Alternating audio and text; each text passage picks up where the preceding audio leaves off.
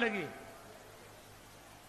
तो फिर आपको ध्यान होगा चुनाव से पहले हरियाणा प्रदेश के अलग अलग बिल्डरों के घरों पे छापे पड़े थे और उन छापों के दौरान एक पार्शनाथ नाम का बिल्डर था जो भूपेंद्र सिंह हुड्डा का पार्टनर था।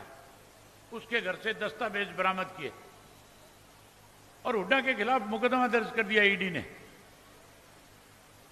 यह देश में पहली दफा हुआ था कि ईडी के लोगों ने मुकदमा दर्ज किया। मुकदमा दर्ज करने के बाद मुजरिम को पकड़ के जेल की सलाखों के पीछे भेजने की बजाय उसे यह कह करके छोड़ दिया कि अगर आप जेल की सलाखों के पीछे जाने से बचना चाहते हो तो अमित शाह से जाकर के मिलो।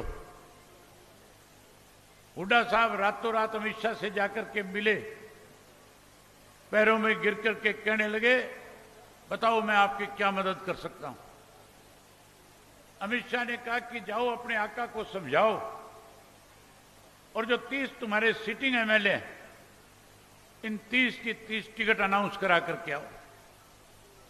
हुड्डा उसी रात राहुल गांधी से मिला और कहने लगा, मेरे पास इस तरह की सूचनाएं आ रही है, अगर जल्दी हमने इन 30 के 30 की टिकट की अनाउंसमेंट नहीं करी, इनमें आधे से ज्यादा लोग पार्टी छोड़ करके भाग जाएंगे, भगदड़ मच जाएगी और उससे पार्टी को नुकसान हो जाएगा, बड़ी बड़ी सरकार कहीं ना कहीं दिक्कत में आ जाएगी।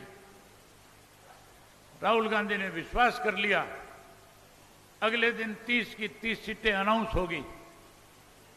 जैसे ही 30 टिकटों का अनाउंसमेंट हुआ कांग्रेस का, मनोहर लाल खट्टर का बयान आया था, अब बीजेपी की सरकार को सत्ता में आने से कोई नहीं रोक सकता।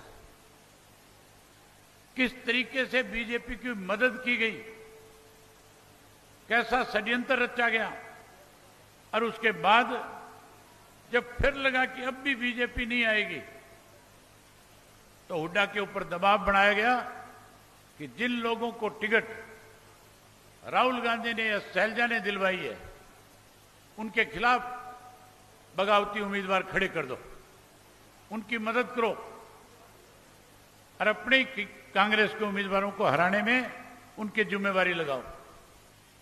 9 ऐसे उम्मीदवार थे, अगर मैं एक एक का नाम गिनाऊंगा तो समय लग जाएगा। उदाहरण के तौर पे एक आदमी का नाम बता देता हूं, वीरेंद्र